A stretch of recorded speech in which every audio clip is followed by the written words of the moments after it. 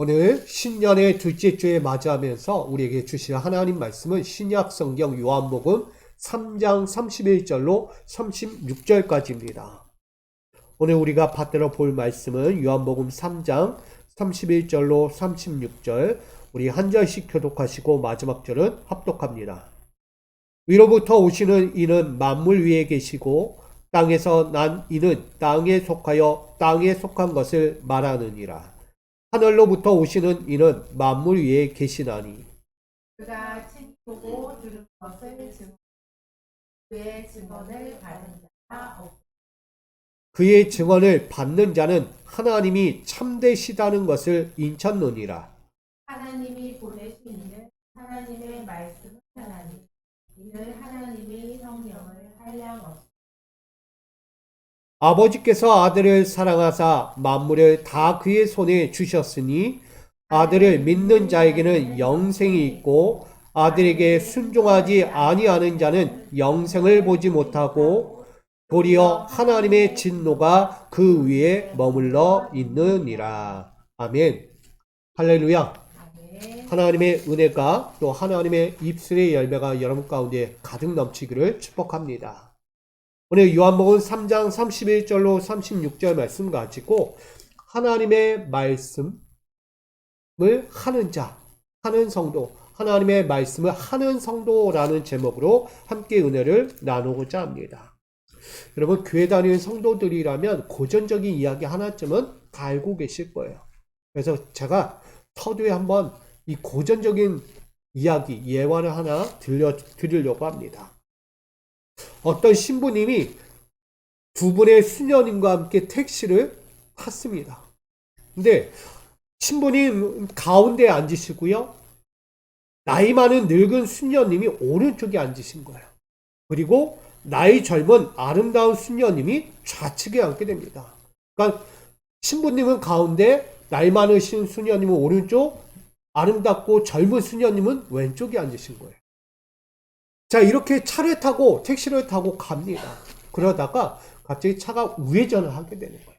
이때 신부님이 좌측으로 몸이 기울어지겠죠. 그러면서 신부님, 젊은 수녀님 쪽으로 몸이 기울어지게 됩니다. 그러면서 신부님께서 딱 한마디를 던지시기 시작합니다. 뭘까요, 여러분? 이 신부님은요, 주여, 주님 뜻대로 하옵소서 라고 기도했다는 거예요. 젊은 수녀님 쪽으로 기울어지는 그 순간, 주여, 주님 뜻대로 하옵소서. 자, 또 얼마 가다가 이 신부님께서 또 우측으로 또 좌회전하는 순간, 나이 많은 수녀님 쪽으로 몸이 기울어지는 거예요. 이때 또 한마디 했을 거예요. 뭐라고 했을 것 같습니까? 주여, 시험에 들지 않게 하옵소서. 조금 우스꽝스러운 이야기일 수는 있어요. 이 이야기를 잠깐 웃자고 한 이야기지만 한편으로 잘 생각해 보면 이런 생각이 듭니다. 이 이야기에 나오는 신부님처럼 대부분의 사람들은 매사에 자기 기준이 세워진다는 것을 보게 돼요. 기준이 세워져요. 이 기준은요, 자신에게 유리한 쪽으로 세우게 되고 자신에게 이익이 되는 쪽으로 보고 또 자신에게 편리한 쪽, 자신에게 만족을 주는 쪽으로 이 해석하고 살아간다는 것입니다. 매사에 순간순간 변할 때마다 그 변하는 순간에 자기 기준이 세워지게 되는 거예요. 이처럼 사람들은요, 무엇을 보고 무엇을 듣느냐에 따라서 기준이 세워진다라고 말할 수 있겠죠. 사람들은 자신이 체험하는 상황들에 위하여 그 가치관과 목적이 정립된다라고까지도 말할 수 있습니다. 저는 우리 성도님들도 마찬가지가 아닐까라는 생각을 합니다. 한 주간을 살아오면서 다양한 체험들을 분명히 했을 것입니다. 신앙적인 체험들 안에서 다양한 경험들을 했다는 거예요.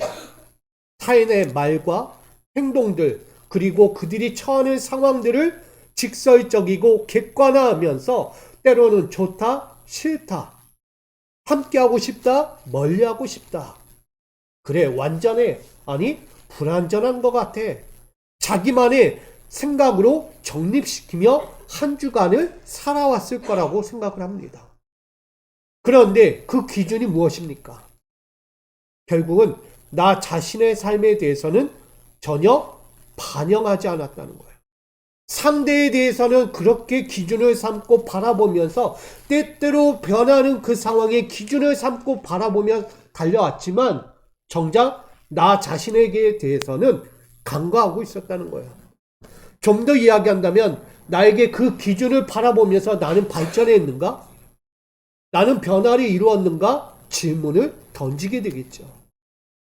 그런데 누구에게는 그 타인에 관한 기준은 다양할 정도로 폭넓게 그 기준을 아주 매섭게 세우지만 자기 자신에게는 너그러운 거예요. 그래서 나 자신에게는 객관화된 기준은 전혀 없이 발전도 변화도 없이 살아왔다는 것을 반성하며 바라보게 됩니다. 성경에도 이런 이야기가 있습니다. 마태복음 16장 15절 말씀에 보면 이르시되 너희는 나를 누구라 하느냐라는 질문을 던집니다. 앞전에 세례 요한은 물로 세례를 베푸는 수많은 이들이 나와 세례 요한을 따르며 그를 칭송하기도 합니다. 근데 그 뒤에 오시는 예수가 또다시 등장하죠. 근데 그 예수를 보면서 세례 요한이 예수께 세례를 베푸니까 변화가 일어났어요. 물로 세례를 베푸는 그 현장에서 하늘에서 광채가 빛나며 성령의 비둘기가 그에게 임하는 것을 보게 됩니다. 그러면서 사람들이 또다시 그 현상을 보면서 말합니다. 그가 누구냐? 제2의 세례 요한이냐? 엘리야냐? 그리스도냐? 선지자 중에 하나냐라고 이야기를 해요. 결국은 이 모든 상황 가운데서 한마디 던지는 사람이 있죠. 베드로가 이야기합니다. 그는 그리스도시며 살아계신 하나님의 아들이다. 뭘 이야기하는지 아십니까? 너희는 나를 누구라 하느냐? 예수를 바라보면서 자기가 보는 객관화된 기준은 예수는 선지자일까? 예레미야일까? 엘리야일까? 때로는 세례 요한의 제2의 세례 요한일까? 라는 기준을 세우는 사람이 있는 반면에 베드로처럼 그는 그리스도다. 살아계신 하나님의 아들이다 라고 고백하는 정반대의 이야기가 나오고 있어요. 결국 기준이 다르다는 것이죠. 결국은 자신들이 보고 듣고 경험한 것을 기준하여 고백하고 있다는 것입니다. 그러나 베드로의 이 천금 같은 신앙 고백은 우리는 잘 알고 있어요. 예수 그리스도의 인성, 그의 신성, 그리고 이 땅에 오신 목적과 그의 신분을 대중 앞에 뭐하고 있어요? 드러내고 있다는 거예요. 너희가 바라보는 기준이 아니다, 예수는. 내가 고백한 것처럼 그는 하나님의 아들이다. 이 땅에 이 세상을 향하여 기름 부음 받은 종이고 나가 하나님의 일을 하는 종이다라는 것을 그들 앞에 드러내고 있다는 것입니다. 결국은 베드로는요, 믿음이 있었어요. 예수가 누구인지를 아는 믿음. 그래서 마태복음 16장 17절에 이런 말씀이 있기도 합니다. 예수께서 대답하여 이르시되 바요나 시몬아 내가 복이 있도다. 이를 내게 알게 한 이는 혈육이 아니요 하늘에 계신 내 아버지 신이라 라고 말하기도 합니다. 결국 우리 성도들도 신앙의 기준이 분명히 필요한 거예요. 여러분 신앙생활을 하면서 믿음의 기준이 전혀 없다면 여러분 신앙생활을 하는 게 아니에요. 매일매일 나의 안에 이루어지는 신앙생활 가운데 믿음의 기준이 있을 때 내가 거기서 흔들리지 않고 고든 길, 옳은 길을 살아갈 수 있는 거예요. 그러니 오늘 신앙의 기준은요, 정확하게 정립되어 살아가야만 하는 우리다라는 것을 기억해야 합니다. 하늘에 계신 내 아버지께서 성도들에게 알게 하시고자 하는 그 기쁘신 신앙의 고백을 여러분들 놓지 말아야 한다는 거예요. 저는 그래서 이 두 가지를 하나 정하고자 합니다. 첫째는 온 세상의 기초와 질서 그리고 다스리고 번성하도록 축복의 기준이 되어주신 하나님의 기준이 여러분 내 안에 있어야 한다는 거예요. 성도들 안에는요 하나님의 기준이 첫 번째 있어야 하는 거예요. 그게 뭐다? 온 세상의 기초와 질서 그리고 다스리고 번성하도록 우리에게 뭘 주셨다? 축복을 주셨다. 그러니까 여러분들이 2024년을 살아가는 그 신앙의 기준 안에 하나님의 기준이 있어야 돼요. 그 기준은 축복의 기준입니다. 내가 살아가는 이 신앙의 2024년은 축복의 기준으로 나는 서 있다. 나는 절대 거기서 벗어날 수 있다 없다? 없다. 하나님은 나는 뭘 해도 축복을 받을 수밖에 없는 존재다는 거예요. 왜? 하나님의 기초를 세웠어요. 그 질서를 만들었고요. 그 가운데 하나님이 다스리고 번성하도록 우리에게 명령했기 때문이에요. 그러니 여러분들 이 하나님의 기준을 꼭 잊지 말고 살아갈 수 있기 원합니다. 또 하나는 우리가 멸망의 원죄에서 생명의 언약으로 세워졌다는 사실을 꼭 기억하시기 바랍니다. 그걸 위해 뭐 했다? 우린 보냄을 받은 기준이 있는 거예요. 예수 그리스도의 보내심을 받은 기준을 우리가 꼭 잊지 말아야 돼요. 예수님도요, 이 땅의 멸망의 기준 가운데 있던 이들을 생명의 언약의 기준으로 바꿔버리신 분이 예수예요. 그는 하나님께로부터 보냄받은 자, 세상을 향하여 나아가게 되었다는 거예요. 예수님의 기준이 여러분 안에 또 한 번 세워지기를 원합니다. 여러분의 기준은 뭐예요? 세상으로 나가 사명을 감당할 자들이에요. 이 교회 안에만 머물러 있는 자들이 아니고요. 세상으로 나아가 그 하나님의 복음, 그 생명의 복음 언약을 증거하는 자로 서 있다는 것을 기억해야 합니다. 누구처럼? 예수님처럼. 여러분들이 단순히 나만 구원받으면 되지. 나만 예수님 사랑하셔? 십자가는 나의 것이야? 그렇게만 여기지 마시고요. 이제 나가셔야 돼요. 2024년은 나에게 사명을 주셨고요. 그 사명을 가지고 나아가서 구원을 이루도록, 생명의 언약을 이루도록 보냄받은 자라는 사실을 꼭 기억하시기를 부탁드립니다. 결국 이 신앙의 가치관과 목적이 우리 성도들 신앙 고백 가운데 정립되어야 하는 것입니다. 그래야 할 때 이리저리 치우치지 않고요. 고정화된 신앙 기준으로 구원의 가치관과 목적을 잃어버리지 않고 일생을 살아갈 수 있다는 것을 오늘 전하게 됩니다. 왜냐? 다 이유가 있는 거예요. 여러분들은 세상과 전혀 다른 사람들이기 때문이에요. 세상 사람들과는 전혀 다른 사람들이에요. 오늘 요한복음 3장은 세상과 다른 예수 그리스도에 대해서 증거하고 있습니다. 세례 요한은 땅에서 난 자라고 증거하고 있고요. 예수 그리스도는 위로부터 오신 자라고 분명히 기준을 삼고 있습니다. 다시 한번 이야기합니다. 세례 요한은 땅에서 난 자, 예수 그리스도는 위로부터 내려오신 자, 기준이 되어 있다는 거예요. 그래서 그 세례 요한의 영적 기준은 회개와 권유와 회개의 물세례로 정립되고 있습니다. 근데 그에게는 뭐가 없을까요? 영생이 없다. 땅으로부터 온 자는요, 영생을 주기가 어려운 거예요.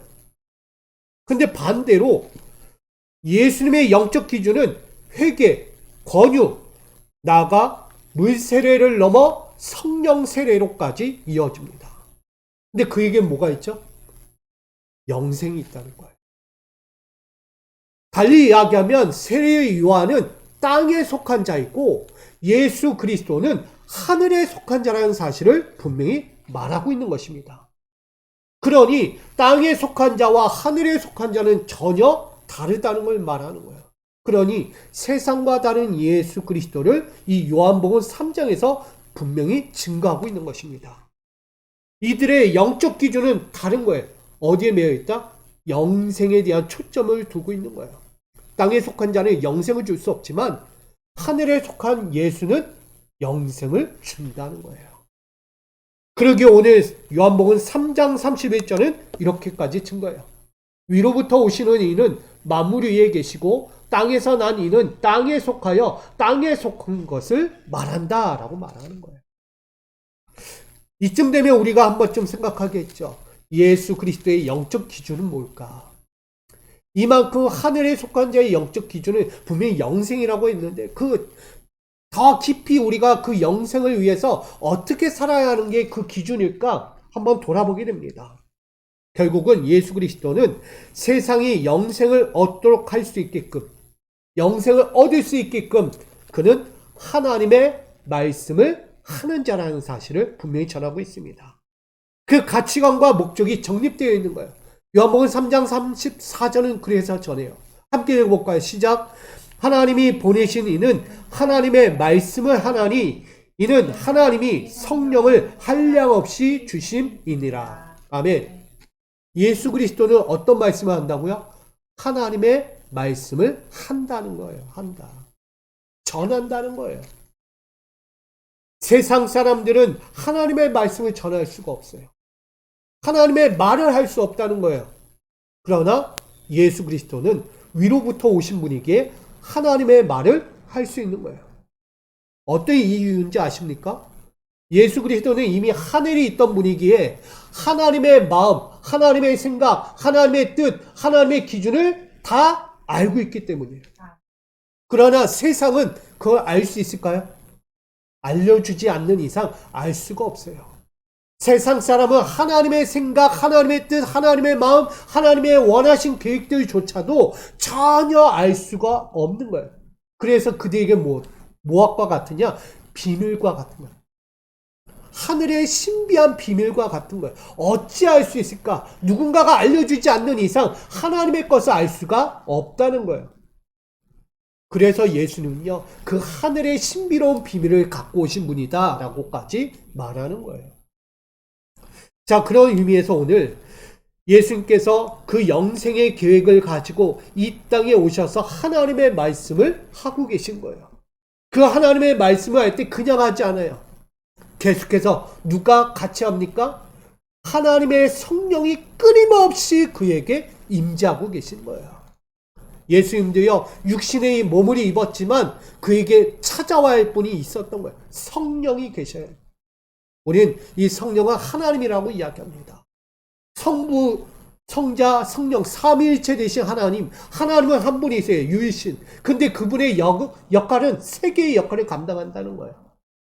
여러분, 이만큼 하나님의 위격을 우리는 봐야 하는 거예요. 자, 오늘 그런 의미에서 저는 한량없이 제공하시는 성령을 통하여 그는, 예수 그리스도는 눈코 뗄 수 없는 그 33년의 일생을 바쁘도록, 때로는 짧은 시간 동안에 그 모든 사명을 감당해야 했던 것이 얼마나 힘들었겠어요. 어떻게 보면 33년이 길어 보입니까? 길지 않아요. 짧아요. 그 짧은 시간 동안에 하나님의 뜻, 하나님의 마음, 하나님의 말씀을 다 드러내야만 했던 거예요. 근데 그거 하기 위해선 성령 받아야 하는 거예요. 하나님의 성령이 그에게 임재하여 그를 주도해야만 했던 거예요. 자, 그렇다면 오늘 우리는 어떤 기준을 삼아야 합니까? 우리 성도들의 영적 기준은 무엇일까를 돌아보게 됩니다. 저는 첫 번째 기준이 필요합니다. 그 기준은 십자가입니다. 저는 성도들이 이렇게 말하고 싶어요. 별종들이다. 별종들이 뭐예요? 우리 가끔가다 별종이야 이런 얘기 하잖아요. 이 별종이라는 것은 다른 종자를 이야기해요. 달리 이야기하면 예사 것과 달리 이상한 행동 따위를 하거나 특별한 모습들을 보이는 종류들, 이렇게 이야기해요. 저는 그래서 성도들은 별종들이다. 성도들의 품종은 태생부터 다른, 도저히 세상이 이해할 수 없는 신앙 역사의 중심에 있다라고 말하는 거예요. 그러니까 세상이 볼 때요, 저 믿는 자들을 이해할 수 있을까요? 없을까요? 교회 다니는 사람 이해해요? 못해요? 이해를 못합니다. 왜 교회 다니고 왜 신앙생활을 하는지조차도, 왜 믿음이 뭔지도 도저히 알 수 없는 게 세상이란 말이에요. 그러니 세상은 전혀 다른 속성을 지녔기 때문에 이 하나님의 속성을 갖고 별종처럼 사는 이 믿음의 성도들을 우리는 이렇게 바라보게 됩니다. 세상에 이치하는 전혀 다른 생각과 마음과 말과 행동들로 세상을 등지고 십자가만 바라보는 자들이다. 이해되십니까? 그래서 별종이에요. 세상이 볼 때요, 교회 다니는 사람들, 너 왜 교회 가? 너 교회 다니면서 왜 그렇게 살아? 라고 이야기할 때도 많아요. 근데요, 분명한 것은 믿는 자들은 세상을 등지고 살아간다는 거예요. 세상이 요구하는 삶으로 가지 않아요. 때로는 쾌락과 문란한 그 세상 앞에서 우린 등지고 살아가요. 때로는 불법도 뭐예요? 이해한다라고 이야기하면서 세상을 살아가지만 우린 불법에 대해서 양심이 찔려요. 죄가 있는데 어떻게 그게 편안합니까? 내 세상은요, 죄가 있어도 침묵한다는 거예요. 양심이 찔리는 것 가지고는 안 되는 거예요. 우리 믿는 사람은 양심이 찔려오면 뭐 해야 돼요? 회개해야만 해요. 회개하지 않고는 내 양심이 가만히 있지 못해요. 왜? 죄가 있으니까. 내 세상은 죄가 있어도요, 회개하지 않아요. 찔림은 있어도 회개하지 않는다는 거예요. 그게 세상이에요. 그러니까 타락이 점점 더 큰 타락으로 가는 거예요. 그러나 믿는 자들은 달라요. 별종과 같아서 그 죄가 있으면 깨닫게 되고요. 그 양심 가운데서 회개하지 않고는 도저히 몸이 살 수가 없는 거예요. 여러분, 그만큼 성도들은 별종과 같아서 세상 등지고 뭐만 본다? 십자가만 본다. 내가 왜 양심을 깨웁니까? 예수가 계시니까. 예수의 보혈이 내 안에 흐르고 있으니까. 예수 아니면 나는 살 수가 없는 인생이기 때문에 내 안에 끊임없이 말씀하신 그 예수 그리스도의 보혈의 말씀이 나를 계속 채찍질하고 있는 거예요. 여러분, 우리 십자가를 바라봐야 합니다. 십자가가 내 삶의 기준이 되어야 한다는 것이에요. 고린도전서 2장 2절을 우리 함께 읽습니다. 시작. 내가 너희 중에서 예수 그리스도와 그가 십자가에 못 박힌 것 외에는 아무것도 알지 아니하기로 작정하였음이라. 아멘. 바울은요, 십자가 외에 보이지 않아요. 어떤 고난이 와도, 어떤 슬픔이 와도, 죽음의 위기가 와도 그는 뭐만 보여요? 십자가 외에는 보이지 않아요. 아무리 나를 돌려 치려 봐라. 나는 죽으면 죽으리라. 십자가만 보이는 거예요. 여러분, 신앙생활 하면서 십자가만 보이십니까? 십자가만 붙드십니까? 여러분, 2024년은 십자가만 붙들고 사세요. 죽음이 내 앞에 찾아와도 나는 십자가 외에는 없어. 십자가 외에는. 난 그 십자가 붙들고 살 거야. 세상이 아무리 나를 유혹하고 미혹해도 난 넘어지지 않을 거야. 이런 신앙으로 살아가셔야 합니다. 세상 사람들은 새해가 되어도 늘 한결같아요. 세상 사람은 새해가 이렇게 다가와도요, 늘 한결같다는 거예요. 뭐가요? 돈과 명예와 권력, 늘 한결같아요. 늘 추구하는 방향이 끝까지 그 기준 앞에 있다는 거예요. 멈추지 않아요. 믿는 자들도 다를까요? 돈과 명예와 권력, 믿는 자들도 동일할지 몰라요. 근데 거기에는요, 영생이 없습니다. 분명하게 이야기해요. 거기에는 인생의 십자가를 지려고 달려가지 않기 때문이에요. 십자가 지려고 하지 않아요. 그리고 오로지 자기가 매야 하는 인생의 십자가만 진다는 거예요. 인생의 십자가. 인생의 십자가가 뭐예요? 돈을 위해서, 명예를 위해서, 권력을 위해서 희생하고 엎드리고 때론 비굴한 무릎까지도 꿇을 수 있는 게 세상의 인생 십자가라는 거예요. 그러나 성도들은 달라요. 새해가 되면 다시 재도전한다는 마음을 갖고 살아갑니다. 그래서 그들에게는 희생과 헌신과 겸손의 기준이 세워집니다. 믿는 자들은요, 희생과 헌신과 겸손이 세워지는 거예요. 뭐 하기 때문에? 거기에 영생이 있으니까. 세상은 돈과 권력과 명예를 따라가지만 신앙을 가진 자들은요, 희생과 헌신과 겸손을 갖는 거예요. 겸손. 난 저거보다 이게 더 좋아. 그래서 어떤 삶을 사냐? 영광의 십자가를 지고 살아가는 거예요. 세상 사람은 인생의 십자가, 자기 거 위해서 살지만 우리는 무엇을 위해 산다? 하늘의 영광을 위해서 십자가 지는 거예요. 그래서 별종이라고 이야기해요. 세상은 도저히 야 그런다고 되냐? 그런다고 갈 것 같아? 없어라고 이야기해요. 근데 없습니까? 있잖아요. 하나님의 나라, 천국이 없어요? 있어요. 우린 그 하나님의 영광을 위해서 살아가고 있는 거예요. 그래서 우리는 별종의 성도들의 길은 세상 사람들의 길과는 전혀 다른 언약의 길을 살고 있다라고 말하는 것입니다. 그러니 여러분, 십자가의 기준을 여러분 놓치지 마세요. 우린 언약이 있어요. 약속되어 있는 거예요. 하늘의 영광, 하나님의 영광을 위해 살아가고 있는 것입니다. 별종이 되어도 좋아요. 저는 세상으로부터 별종이야 들어도 괜찮아요. 그렇게 사셔야 해요. 두 번째는 은혜입니다. 성도들에게 있어서 시련이나 환난이나 고통이란 말이 대체 무슨 말입니까? 믿는 자들에게 환난, 고통, 아픔, 시련, 이게 무슨 말이냐 이거예요. 필요가 없는 거예요. 필요 없는 말. 십자가 사랑의 품종이에요. 이미 십자가 보혈로 덮여진 자들이에요. 아멘? 예수의 보혈로 덮여진 자들이란 말이에요. 그래서 시련, 아픔, 고통 필요가 없는 말이에요. 우리에게는. 오직 보혈의 능력으로 승리가 습관화된 자들이라는 거예요. 뭐래도 이기는 자. 할렐루야. 우리 믿음의 품종들, 십자가 사랑의 품종들은요, 죽음 아래만 있지 않다는 거예요. 예수는 십자가로 끝나지 않았죠. 부활의 영광으로 승리를 우리에게 안겨준 분이에요. 근데 우리가 왜 자꾸 진자로 살아갑니까? 패배자로 살아간다는 거예요. 저는 2024년 여러분 승리자로 늘 서 있기를 부탁드립니다. 신앙의 기준은요, 은혜예요. 은혜가 무엇이에요? 나는 죽은 자가 아니야. 산 자야.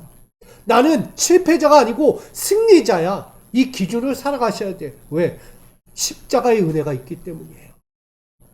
쉽게 넘어지고 쉽게 상처받는 세상이 도저히 이해할 수 없는 거예요. 세상은 쉽게 넘어지죠. 쉽게 상처받기도 합니다. 그러니 우리는 어때요? 그들이 이해할 수 없는 삶으로 살아갑니다. 늘 우리 안에 강하고 담대한 예수 중심으로 살기 때문입니다. 오늘도 예수로 사는 거야. 내일도 예수로 살고 앞으로도 영원히 예수로 살겠다는 거예요. 강하고 담대한 믿음이 여러분 안에 있어야 합니다. 세상을 살 때 나약해 빠지지 마세요. 뭐만 하면 쉽게 넘어지고 상처받고 왜 그러냐고 막 상처되고 세상 기준을 살면 그렇게 넘어지는 거예요. 근데 예수의 기준, 은혜의 기준을 삼으면 나는 강해질 수 있어요. 뭘 해도 될 수밖에 없는 존재예요. 그러니 오늘 우리가 세상을 이길 속성을 지녔기 때문에 세상이 가져오는 환경들에 있어서 우리는 다른 마음을 가져야 합니다. 예수는 어떤 존재냐? 성경은 말해요. 그는 초월적인 존재다. 나아가 우월적인 존재다. 나아가 뛰어넘을 수 있는 강직함과 유연성을 지니신 분이다. 예수의 사역을 한번 보세요. 모든 인생의 사역에 보면 예수님은 유연하게 넘어가는 과정을 보게 돼요. 그 가운데서 뭐 같이 멱살 붙잡고 막 싸우지 않아요. 세상 사람은 뭐예요? 너 나한테 해했어? 나도 너를 해야 할 거야. 막 멱살 잡고 폭력을 행사하고 어떻게 되나 보자. 수없이 이야기해요. 저도 가끔 운전하다 보면 가끔 이런 마음들이 많이 나요. 운전하고 가다 보면 자꾸 불상사가 일어나는 거예요. 자꾸 끼어들면서 사고를 유발하는 자들이 있어요. 그렇다고 가가지고 해코지하면 뭐가 돼요? 불법이 되잖아요, 이제는. 그러니까 어때요? 이런 마음 생겨요. 에이, 가다가 그냥 타이어나 펑크나라 막 이런 얘기하는 거. 나한테 해를 입히셨으니까 위험천만한 상황을 만들었으니까 너 그냥 달려가다 타이어 펑크 나서 그냥 넘어져 봐라. 이런 생각만 하는 거예요. 여러분, 이게 좋은 생각이에요? 근데 이것조차도 유연하게 넘어가지 못하는 거예요. 신앙생활이. 믿음이 없어서. 그 모든 순간도 자연스럽게 이겨낼 수 있어야 하는데 그걸 이겨내지 못하는 거예요. 그냥 뭐라도 해코지하고 싶은 거고 뭐라도 그냥 해하고 싶은 마음들이 그냥 불쑥불쑥 입에서 터져 나오는 거예요. 근데요, 예수님처럼 사셔야 돼요. 예수님은요, 그런 자들에게 은혜를 베풀라고 하고, 때로는 나를 해하는 자들, 나를 핍박하는 자를 위하여 뭐 하라고요? 더 기도하라고 이야기해요. 여러분도 기도하시고 그를 위하여 축복을 빌고 그를 위하여 마음을 쏟을 수 있는 우리 모두가 되기를 소망합니다. 예수님처럼 사셔야죠. 은혜 받은 자가 은혜 없이 사는 거예요. 은혜 받은 자는 내 입에서 내 삶에서 은혜가 흘러나와야 되는 거예요. 근데 은혜가 없어. 뭐만 하면 안 되나 뭐해라 한번 잘 되나 보자 뭐 이런 얘기. 저는 우리 예수님처럼 이 강직함과 유연성을 가진 신앙이 우리 안에 기준이 되어야 되겠다. 그래야 할 때 우리는 믿음으로 은혜를 볼 수 있겠다라는 생각을 바라보게 됩니다. 우리 성도님들은 믿음으로 은혜를 볼 수 있기를 간절히 소망합니다. 믿음이 없으면 은혜가 없어요. 믿음이 있어야 은혜가 보여지는 거예요. 그러기에 고린도전서 15장 10절에 이렇게 전합니다. 함께 있습니다. 시작. 그러나 내가 나 된 것은 하나님의 은혜로 된 것이니 내게 주신 그의 은혜가 헛되지 아니하여 내가 모든 사도보다 더 많이 수고하였으나 내가 한 것이 아니요 오직 나와 함께 하신 하나님의 은혜로라. 아멘. 바울이 자기의 사명을 감당하고 갈 때 내가 해서 자랑거리 내세우지 않았다는 거야. 내가 교회 세웠고 내가 성도들 이끌었고 내가 저들 변화시켰고 그거 하지 않았다는 거야. 바울이 자기 자랑하지 않았다는 거야. 자기 공로 내세우지 않았다. 모든 것이 뭐다? 주의 은혜라. 신앙생활하면서 우리가 늘 주님의 은혜입니다. 주의 은혜입니다. 이것은 주의 은혜입니다. 말은 수없이 하면서 결국 나의 공로로 바꿔버려요. 맞잖아요. 우리가 이 자리에 앉아서 주님 은혜입니다. 주님 때문에 내가 이렇게 섰어요. 그러면서 나가서는 내가 한 주 동안 이렇게 살다 보니까 이렇게 은혜 받았어. 나 이렇게 했다니까. 내가 하니까 되더라는 거야. 자기 공로로 바꿔버려요. 여러분, 신앙생활은 자기 공로로 바꿔서는 안 됩니다. 나아가서 내가 갖고 있는 모든 시련과 환난과 고통들이 잠시 잠깐 왔다 가는 건데 그것조차도 이기지 못할 만큼 은혜가 없어서 넘어지는 자들이 있다는 거예요. 세상이 가져오는 환난 때문에 여러분 쉽게 넘어집니까? 여러분 작은 상처와 외로움 때문에 우리가 당하는 것이 있어요. 상처와 외로움이 찾아오면 뭐가 없습니까? 결국 우리에게는 소망이 없다는 거예요. 소망. 상처와 시련과 아픔이 찾아오면 미래가 보여요? 내 앞날이 보이냐고? 안 보여요. 그냥 현실에 안주하고 현실에 매인 것 때문에 그거 풀리지 않는 것 때문에 자꾸 앞을 보지 못한다는 거예요. 결국 험난한 인생을 지속하며 살아가는 인생이 외로움에 빠진 인생이고 또한 작은 상처에 넘어지는 이들이라는 거예요. 여러분 시련과 고난과 환난들에 넘어지지 않기를 부탁드립니다.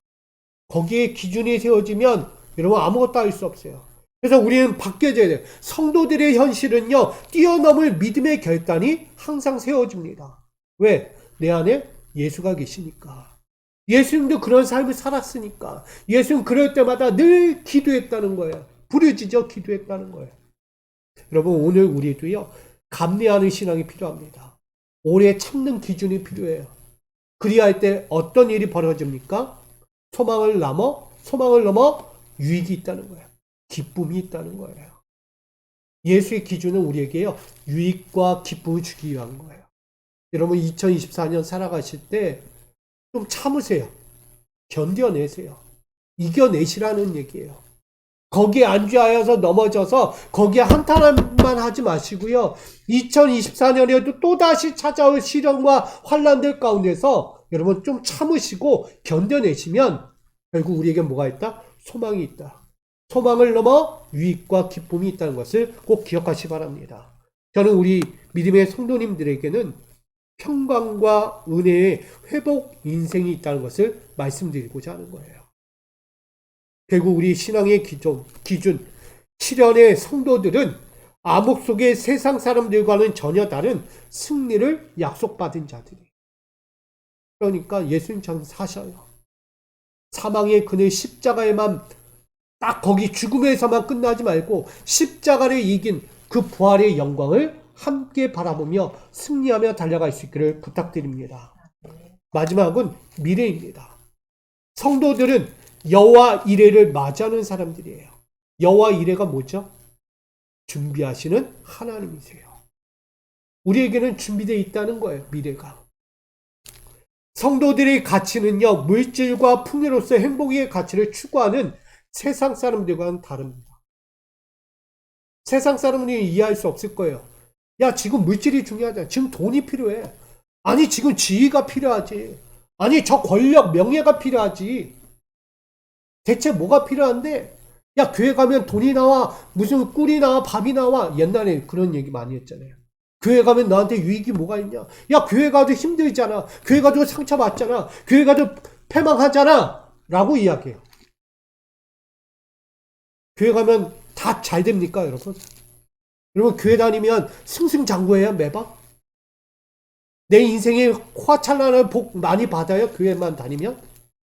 세상이 볼 때 똑같잖아요. 교회 가도 실패하고, 교회 가도 상처받고, 교회 가도 안 되는 건 안 되는 거야. 라고 이야기해요. 세상 이치로 말해요. 그런데 성도들의 가치는 달라요. 세상이 말하는 그런 풍요, 물질, 행복을 말하지 않습니다. 교회는. 교회의 핵심은 뭐예요? 영생이란 말이에요. 영생. 이 땅에서 잘 살고 잘 먹고 누리는 것이 그 목적이 아니라는 거예요. 그 기준이 아니다. 우리 신앙의 기준은 하나님 나라예요. 그러기에 여러분, 우리 신앙 일생의 마침이 단지 물질이고 풍요고 행복의 가치로 끝나서는 안 된다는 거예요. 세상 사람들처럼. 저는 우리 세상과 전혀 다른 영광의 보좌를 여러분 기억하셔야 됩니다. 우리에게 예비된 하늘 보좌가 있어요. 거기 앉으셔야죠, 여러분. 베드로와 여러 명의 제자들이 이야기해요. 예수님 나중에 하늘나라 가거든 저 우편에 앉혀주세요. 저 좌편에 앉혀주세요. 어머니들이 난리쳤어요. 예수님 나중에 하늘나라 가거든 내 자식 좀 우편에 앉혀주시고 좌편에 앉아주세요. 그게 부모 마음은 맞아요. 그러나 그 보좌가 이 땅의 보좌가 아니잖아요. 하늘 보좌인데. 오늘 우리는 좀 더 믿음을 좀 넓게 갖고 미래를 볼 수 있기를 원합니다. 우리의 기준은 이 땅의 높은 보좌가 아니라 저 하늘 보좌를 바라보면서 살아가야 할 존재라는 거예요. 때로는 세상의 땀방울과 노력과 열심들로 살아가려고 하잖아요. 이 땅에 좋은 자리에 앉으려고. 여러분들 내 자식들 좋은 자리에 앉는 거 부모의 마음이에요. 이왕이면 펜 잡고 앉아서 저 사무실 가서 앉아있는 그걸 원해요. 맞죠? 누가 저 공사장 가서 일하는 자식 보고 싶겠어요? 저 편하게 사무실 들어가 앉아가지고 펜대 붙잡고 앉아서 사무직 보는 게 자식 바라는 부모의 마음이라는 거야. 누가 저 공사장 가가지고 힘들게 땀 흘려가면서 고생하는 거 누가 부모가 좋아하겠어요? 목숨 걸어야 하는데. 똑같다는 거야. 그 직업이 나쁘다는 이야기를 하는 게 아니에요. 어느 부모나 내 자식이 편하게 인생 살기 원하고 좋은 것만 누리면서 보면서 살기 원하는 게 부모 마음이에요. 그것처럼 하나님도 마찬가지예요. 세상에 땀방울 흘리고 노력하는 것을 끝나지 마라. 진짜 우리가 노력하고 땀방울 흘려야 될 것은 사모함과 간절함이 있어야 한다. 무엇에 대한? 하늘 보좌에 대한 사모함과 간절함이 있어야 한다. 그걸 위해 땀방울 흘리고 그걸 위해 노력하라는 거예요. 신앙생활 그리스도인은 바로 그와 같은 거예요. 성도의 삶은 그걸 위해 사는 거예요. 자꾸 이 땅의 것에 자꾸 눈이 멀어버리지 말라는 거예요. 결국 하나님 나라를 구하는 자들이다. 누가복음 17장 21절 함께 있습니다. 시작. 또 여기 있다 저기 있다고도 못하리니 하나님의 나라는 어디에 있다? 너희 안에 있다. 자꾸 마음을 어디에 뺏기면 안 돼요? 세상에 뺏기지 마세요. 여러분 중심에 있는 것이 세상 중심으로 바뀌지 말라는 거예요. 뺏기지 말라는 거예요. 하나님 중심, 하나님 나라의 은혜로 그 영광으로 하나님 나라의 그 소망으로 가득 채워져 있어야 돼요. 세상 사람들은 기약 없는 현실에 안주하는 사람과 같습니다. 미래가 없다는 얘기예요. 세상 사람은. 아무리 자기가 누리고 누려도 기약 없는 미래라는 거예요. 왜냐하면 현실을 뭐 하는 사람과 같느냐? 도박하는 사람과 같아요. 저는. 현실을 도박하는 거예요. 자기 미래를 도박하는 거예요. 도박하잖아요. 로또 사서 도박하는 거예요. 내 인생 바꿔보자 한번. 한몫 잡아보자. 로또 하실 거예요. 근데 우리가 이야기 어떤 분이 우리 믿는 사람들도 로또 하시잖아요. 여러분 로또 하시죠? 로또 하실 때 어떻게 로또예요? 막 적어서 내요. 주님 제발 잘 되게 해주세요. 똑같이 제발 저 1억 당첨 되게 해주세요. 막 기도해요. 절대 안 된다는 거야. 그럼 어떻게 해야 당첨될 수 있느냐? 구체적으로 기도하라고 이야기해요. 하나님 제가 몇 번 했는데 이번 주에 꼭 그 번호 나오게 해주세요. 그렇게 해야 된다는 거예요. 왜냐하면 구체적이지 않은 거예요. 세상은. 인생을 살아도요 구체적이지 않다는 얘기는 뭐냐면 확실성이 없다는 얘기예요. 그러나 믿음의 사람은 확실성이 있어요. 왜? 나는 천국이라는 확실성이 있어요. 기준이 있기 때문에. 기준 없는 삶과 기준이 있는 삶은 전혀 다른 거예요, 여러분. 그래서 저는 이렇게 얘기해요. 죄송해요. 영생의 도박을 걸어야 합니다.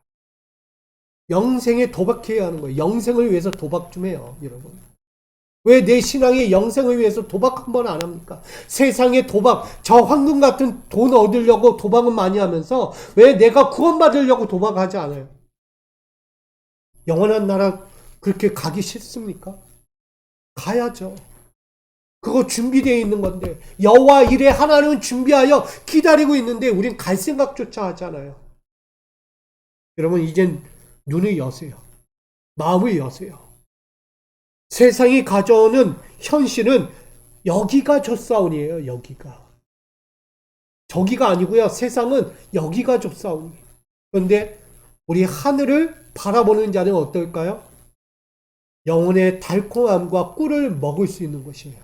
그래서 저는 우리 예비된 성도들이다. 우리 하늘의 예비된 성도들은 무지한 사람들과는 전혀 다른 길과 진리와 생명을 아는 자들이다. 할렐루야. 여러분 길과 진리와 생명을 아는 자들이에요. 그러니 어떤 길을 가겠어요? 예수의 길을 살아가는 거죠. 예수님 가신 그 길을 나도 가는 거예요. 예수가 사신 삶을 나도 사는 거예요. 예수가 죽으신 십자가 나도 지고 십자가에 죽는 거예요. 예수의 부활의 영광을 나도 부활의 영광을 함께 보는 것입니다. 이게 예수의 삶이에요. 여러분 미래는요. 예수와 함께하는 기준을 세울 때 이루어지는 삶이 됩니다. 저는 그래서 우리 예비된 성도들은 하늘 보좌를 위해서 오늘도 길과 진리와 생명을 떠나지 않기를 간절히 부탁드립니다. 결론을 맺고자 합니다. 오늘 하나님 말씀을 하는 성도예요. 하나님의 말씀을 하는 성도. 세상 이야기하지 않아요. 하나님의 이야기를 하는 거예요. 진리를 말하는 자라는 것입니다. 말씀이 삶으로 드러나는 성도. 하나님의 숨겨졌던 비밀을 세상에 드러내고 세상이 눈이 밝아질 수 있도록 조명하는 자예요. 그게 성도입니다. 그래서 성도는 오늘 찬양했던 것처럼 믿음으로 살고 하늘의 양식으로 살고 하늘의 복음으로 살고 어떤 일이 있어도 하나님 영광 위에 사는 것입니다. 그래서 저는 이렇게 전하는 거예요. 세상을 볼 때 별종 같은 성도들일지라도 십자가를 말해야 합니다. 할렐루야. 뭐래도 십자가 말해야 돼. 참 별종들이야! 라고 말해도 나는 십자가. 그래도 십자가. 또한 세상이 볼 때 시련받는 성도들일지라도 승리와 약속을 말하는 성도가 되어야 합니다. 신앙의 선조들은 늘 무엇을 말했느냐? 승리를 말했어요. 이길 수 있다. 하나님의 약속이 있다라고 말했어요. 못할 일이 없다. 할 수 있다라는 이야기를 했어요. 세상은 안 돼, 안 돼, 안 돼. 실패야, 실패야, 실패야. 그러나 하나님의 사람들은 할 수 있다, 승리할 수 있다, 누릴 수 있다. 이걸 말합니다. 우리 성도들이 그렇게 되기를 원합니다. 마지막 성도들은 세상이 볼 때 무모한 성도들처럼 보일 수 있어요. 저걸 왜 가? 저걸 왜 믿어? 저걸 왜 하는 거야? 라고 말할 수 있어요. 무모한 도전처럼 이야기를 해요. 세상은. 그러나 우리 성도들은 달라요. 거기엔 길이 있고 진리가 있고 생명이 있는 걸 아니까요. 여러분 끝까지 말해야 돼요. 우린 길과 진리와 생명을 세상 앞에 선포해야 하는 자들이에요. 여러분 이 기준이 없으면 여러분 넘어집니다. 2024년의 신앙 기준은 십자가, 승리, 약속, 나아가 길과 진리와 생명을 기준으로 삼고 달려가셔야 합니다. 그리할 때 우리에게 뭐가 있다? 축복이 있다. 하나님의 약속은 이루어진다. 결국 보혈의 십자가로 나의 죄는 완전히 씻겨진다. 할렐루야. 우리 그렇게 사시기를 바랍니다. 오늘 하나님의 아들 예수 그리스도께서 하나님 나라의 신령한 비밀을 끊임없이 선포했던 것은 성령의 내주하심이 있었어요. 그처럼 말씀이 육신이 되어 이 세상에 오신 것, 또한 그로 세상의 눈이 다시 한번 밝아지는 것, 나아가 죄악의 길에서 돌이켜 영생의 길로 갈 수 있는 길을 예수 그리스도를 통하여 조명해 줬어요. 그 삶을 위하여 예수님은 하나님의 말을 한 거예요. 하나님의 말을 하는 자예요. 여러분들도요, 성도는 하나님의 말을 하는 자예요. 어디 가서 하나님의 말을 하겠어요? 무지한 세상 앞에 증거해야죠. 선포하셔야죠. 저들이 깨닫기로, 저들이 들을 수 있도록, 저들이 진짜 하나님을 볼 수 있도록, 그 예수를 영접할 수 있도록 여러분 말을 해야 합니다. 침묵하지 마세요, 이제. 우리 5년 동안은 침묵했어요, 잠시. 세상 앞에. 그러나 이제 다시 여셔야 합니다. 우리 믿음의 성도들은 세상 앞에 하나님의 말을 할 수 있기 원합니다. 하나님이 보내신 이는 하나님의 말씀을 하나니. 여러분은 하나님이 보내신 자예요. 이 땅에. 그러니까 하나님의 말을 해야지 자꾸 세상 말을 하지 마세요. 한 주 동안 살아가시면서 내 육신의 말하고 세상 이야기 말하지 마시고요. 하나님의 말, 하나님의 이야기를 하세요. 제발 그것이 오늘 우리의 신앙생활이 있고 그것이 우리의 삶의 시작과 끝이 되어야 하는 것입니다. 오늘 교회와 성도는 오늘도 하나님의 말씀을 증언하는 자로서 오늘도 그 사명을 굳게 지키고 끝까지 흔들리지 않고 그 사명을 잘 감당하여 하나님께 칭찬받고 나아가 여러분 안에서도 가장 귀한 유익과 기쁨, 하나님의 영광을 얻는 우리 모두가 되기를 주님의 이름으로 축원드립니다. 우리 이렇게 인사합니다. 나는 하나님의 말씀을 하는 자입니다. 다시 한번 당신은 하나님의 말씀을 하는 자입니다. 당신은 하나님의 말씀을 하는 자입니다. 아멘. 그러니까 하나님의 말씀을 하는 자는 입술도 중요해요. 마음도 중요하고요. 생각도 중요해요. 왜? 내 기준이 아니니까. 하나님 기준이니까. 아멘. 사랑합니다. 오늘 하나님의 말씀을 하는 자로 세워주시니 감사합니다. 성도는 믿음으로 삽니다. 하늘 양식으로 삽니다. 복음으로 삽니다. 하나님 뜻대로 삽니다. 결국 하나님 영광 위하여 삽니다.